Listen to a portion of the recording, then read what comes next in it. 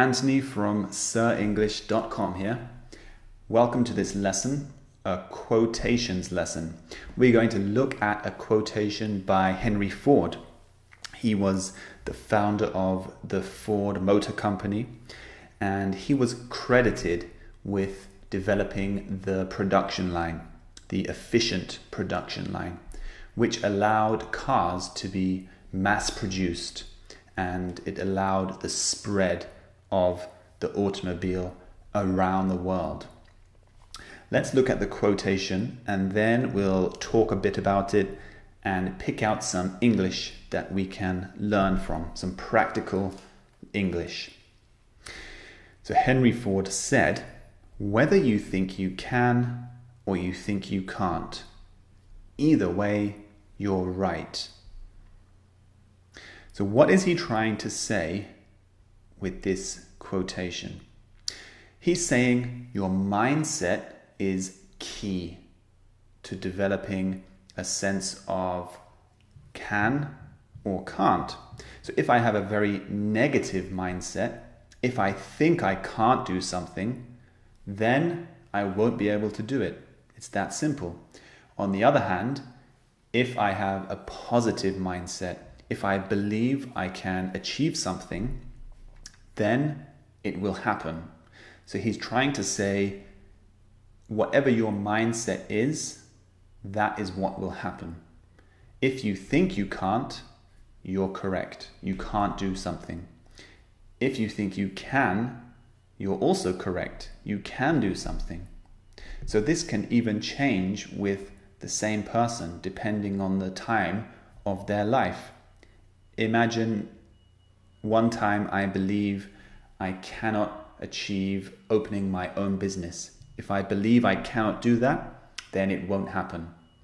If, however, I start getting more positive in my life and I then believe I can open a business, well then it will happen. So a mindset determines your future. It determines whether you can do something or not. That's what Henry Ford is trying to say. Now, let's look at some of the English that he used. The word weather. Now, this is a very interesting word because we use weather to talk about two things. And we use it with another clause to talk about two things in the future or two imaginary things. So Henry Ford spoke about two imaginary things. He doesn't know you or me, but he's guessing, well, if you think you can or you think you can't, either way you're right.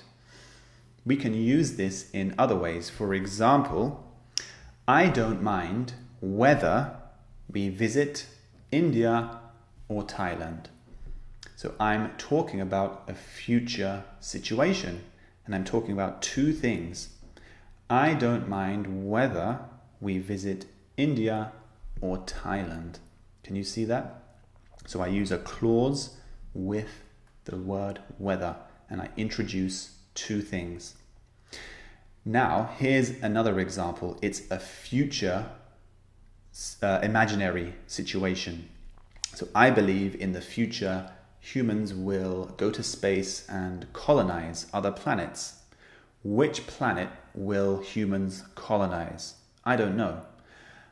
Whether humans live on the moon or Mars, I believe we will live in space in the future. You see?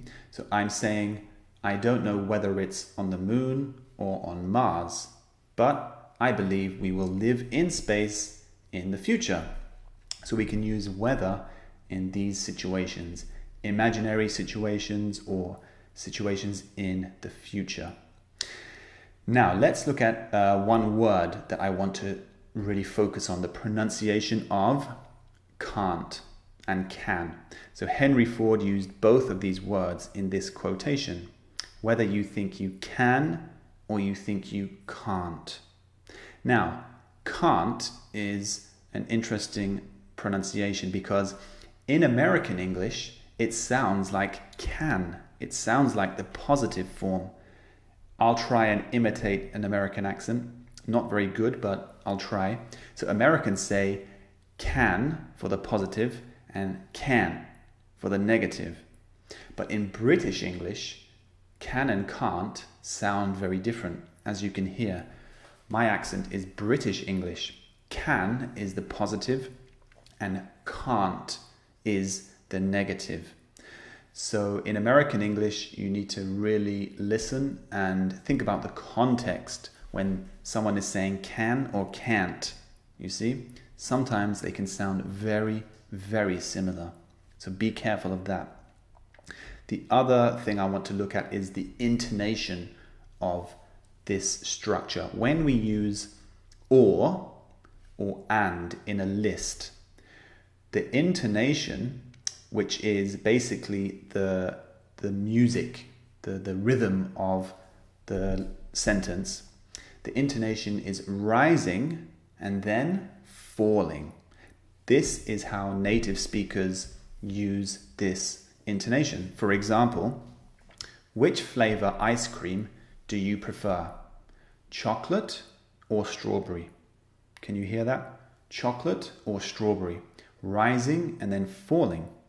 We can also do this with 2 or 3 items in a list. For example, I can say, I don't know where we're going to visit, but we're going to visit either Paris, Milan, or Athens.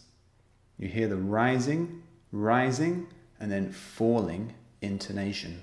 The final item is always falling intonation. So, thank you for watching. Hit the thumbs up button if you enjoyed this lesson and leave a comment if you have any questions. See you in the next video.